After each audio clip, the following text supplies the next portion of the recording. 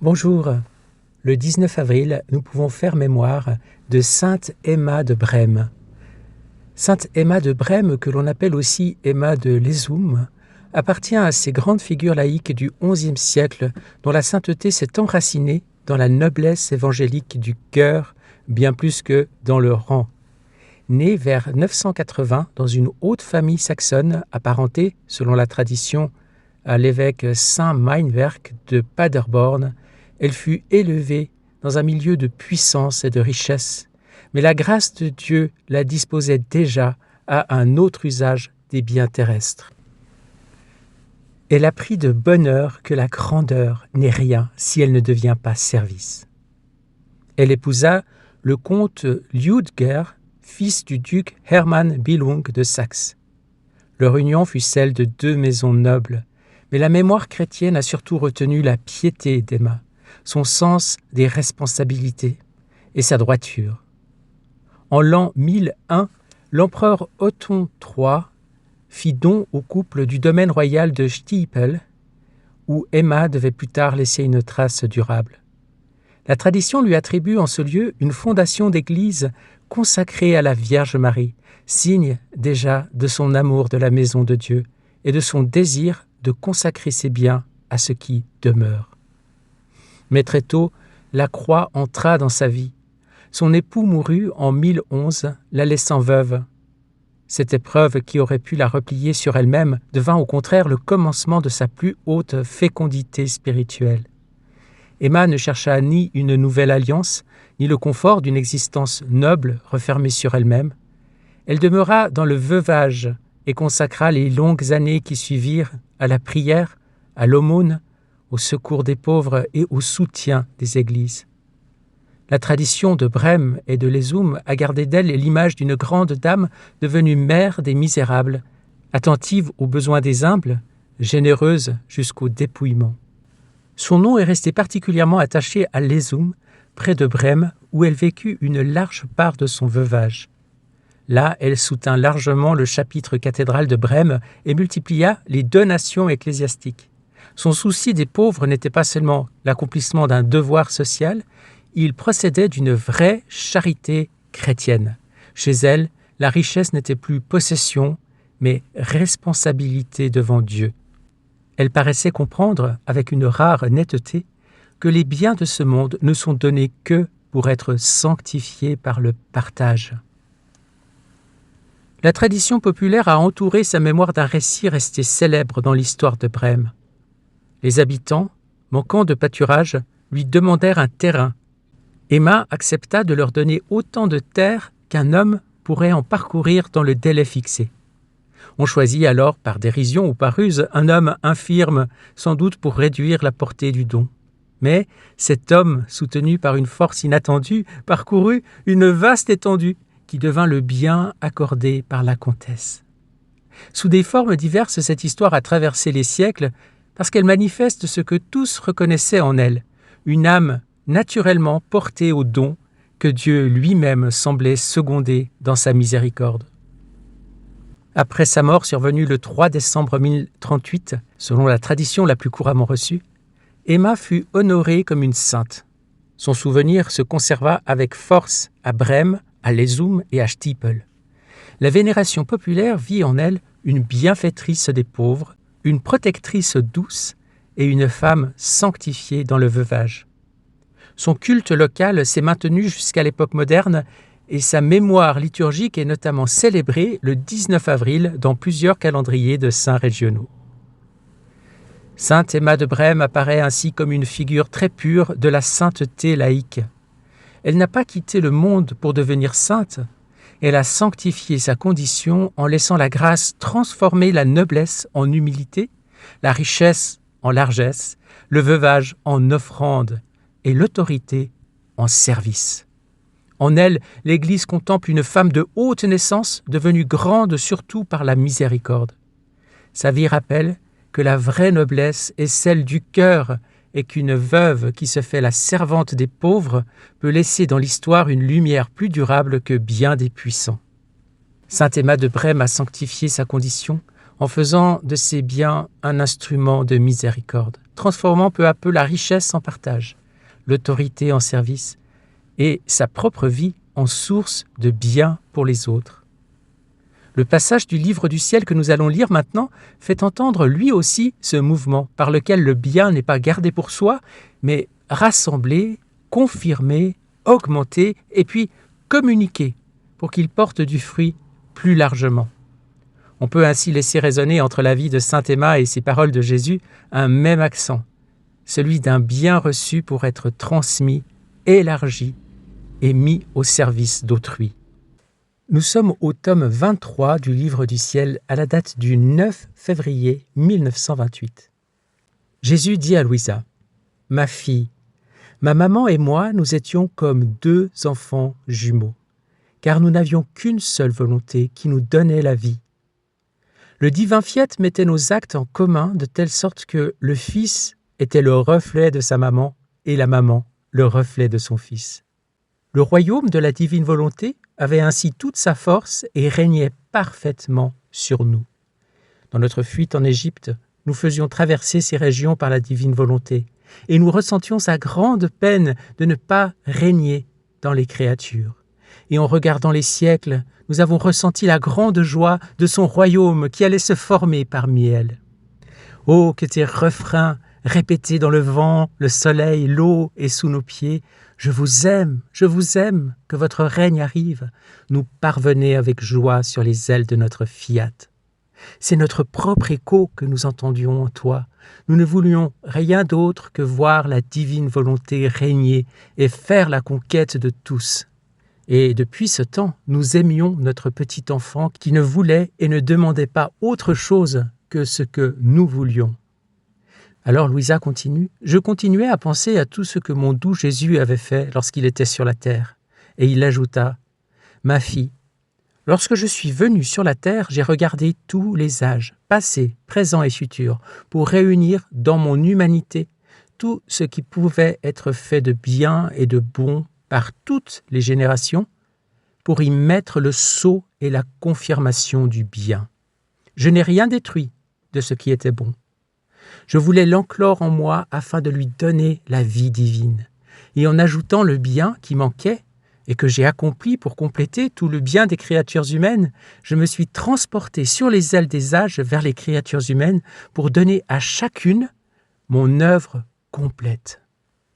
J'ai également rassemblé tous les maux afin de les consumer, et par la force des souffrances et des peines que je voulais souffrir, j'ai allumé le bûcher dans mon humanité pour y brûler tous les maux, désirant ressentir chaque souffrance afin de faire renaître les biens opposés à ces maux, de faire renaître les générations humaines à une vie nouvelle. Et puisque moi, en formant tous les remèdes possibles et imaginables pour tous les racheter afin de les disposer à recevoir le grand bien du règne de ma volonté parmi eux, j'ai tout accompli, tout souffert et tout consumé. Il te faut toi aussi, afin de préparer mon royaume pour les créatures, enclore tout ce qui est bon et sain, et par tes souffrances, consumer tous les maux pour que la vie de ma divine volonté renaisse parmi les créatures. Tu dois être mon écho dans lequel je dois placer le dépôt d'où doit s'élever le royaume de mon fiat. Suis-moi pas à pas. Tu sentiras la vie, le battement, le bonheur de ce royaume que j'ai en moi et qui veut sortir afin de régner parmi les créatures. Et mon amour pour ce royaume est si grand que si j'ai permis que l'ennemi pénètre dans le jardin d'Éden, je ne lui permettrai pas de mettre le pied dans l'Éden du royaume de mon fiat. Ainsi, je lui ai permis de m'approcher dans le désert pour l'affaiblir et le chasser afin qu'il n'ose y pénétrer. Ne vois-tu pas combien ta présence terrorise l'ennemi et le met en fuite pour ne pas te voir ? C'est la force de ma victoire qui le précipite et se sentant troublé, il s'enfuit. Tout est prêt pour le royaume de mon fiat. Il ne reste plus qu'à le faire connaître. Gloire à toi, Seigneur. Oui, il ne reste plus qu'à le faire connaître. Et c'est bien notre œuvre, ici sur Amen Fiat, par tant de voies différentes, de faire connaître cette divine volonté et de la faire connaître avec toutes les lumières qu'elle contient, avec toutes les promesses qu'elles contiennent, ces pages. Que de merveilles dans les pages que nous venons de lire. Tout au départ, nous avions encore une fois, comme il y a tant de pages dans le livre du ciel qui en parlent, un aperçu de ce que c'est que les rondes que Louisa faisait et que nous pouvons faire à sa suite, de mettre notre je t'aime partout, dans toute la création et dans tous les actes de Jésus, de Marie, dans toutes les réalités qui sont imprégnées de la divine volonté. Tout ce qui est réalisé par le Saint-Esprit à travers les siècles, à travers l'histoire du salut, à travers toute l'histoire de l'Église, à travers cette moisson de saints, cette multitude de vies merveilleuses que nous découvrons aussi au fil des jours. Oui, Seigneur, nous voulons mettre notre « je t'aime », « je te bénis » et surtout appeler ton règne. C'est très important, toujours dans les rondes, de mêler à la fois notre retour d'amour, qui part de l'amour du Seigneur, bien sûr, c'est un retour d'amour. Nous voulons t'aimer, Seigneur, avec ton propre amour et appeler ce règne pour qu'il soit vraiment réalisé pleinement dans la terre, dans notre cœur, parce que nous sommes encore en chemin, bien entendu. On sent bien que le démon n'a pas encore été complètement chassé de notre cœur, si on est honnête avec nous-mêmes.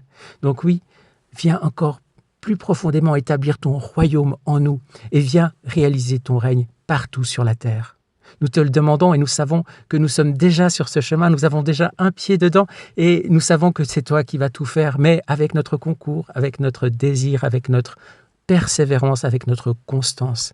Alors donne-nous cette grâce de la constance, de la fidélité, pour que tu puisses continuer ton œuvre en nous et ainsi réaliser ce désir qui est le tien et qui est le nôtre, de une vie pleinement dans la divine volonté, une vie qui va alors à ce moment-là rayonner sur tout le monde. Comme il est dit dans ce passage, nous sommes appelés à faire exactement ce que le Seigneur faisait. Et qu'est-ce qu'il faisait? C'est merveilleux. Il dit « Je voulais enclore en moi tout ce qui était bon parmi les créatures. » Pas seulement ce qui est bon dans la divine volonté, mais ce qui est bon en général. Et en ajoutant le bien qui manquait, justement pour parfaire ce bien, pour le rendre pleinement digne de la divine volonté, digne de Dieu. Donc évidemment, il manquait quelque chose avant que le don de la divine volonté soit disponible aux créatures humaines. Je voulais l'enclore en moi, ce bien, afin de lui donner la vie divine. Et en ajoutant le bien qui manquait, que j'ai accompli pour compléter tout le bien des créatures humaines et pour donner à chacune mon œuvre complète.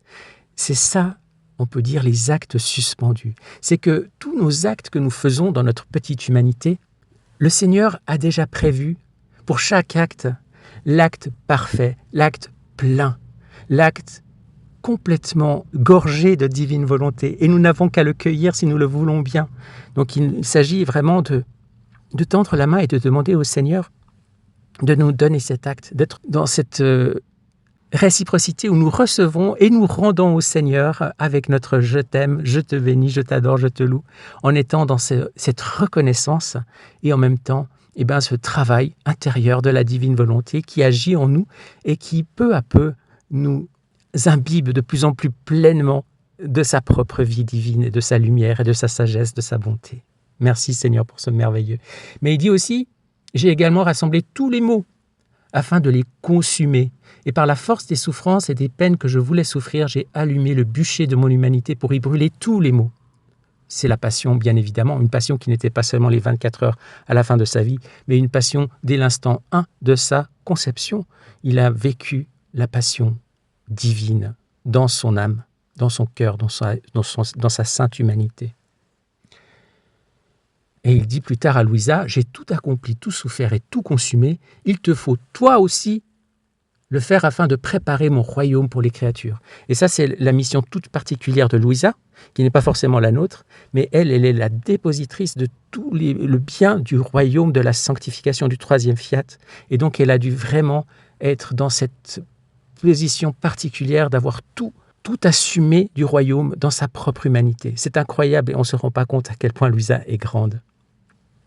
Et c'est grâce à elle que nous pouvons, nous, aujourd'hui, profiter des fruits de cette sanctification. Merci Seigneur, merci Louisa, merci Marie aussi, qui elle est la reine du royaume de la divine volonté, bien sûr.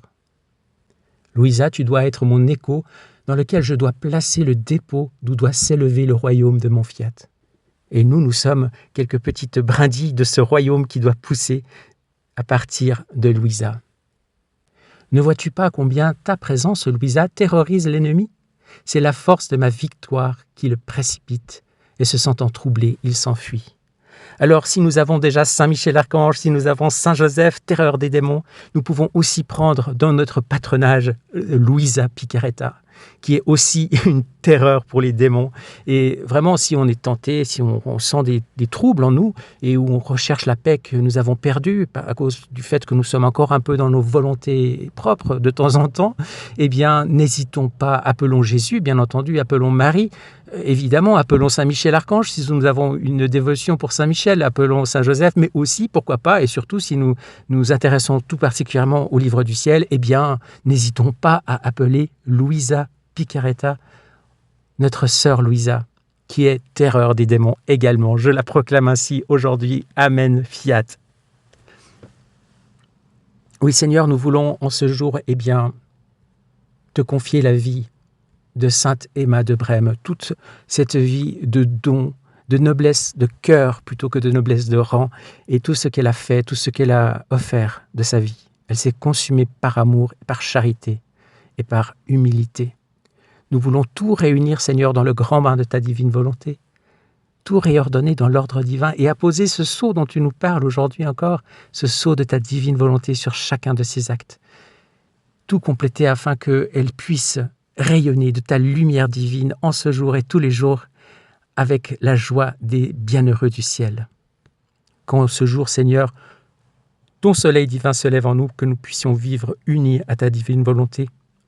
Opère en nous comme nous opérons dans ta volonté, maintenant et à chaque instant du jour. Gloire à toi, Seigneur, sois béni pour l'éternité. Amen. Fiat. Bonne journée et à demain pour un nouveau saint. Soyez bénis.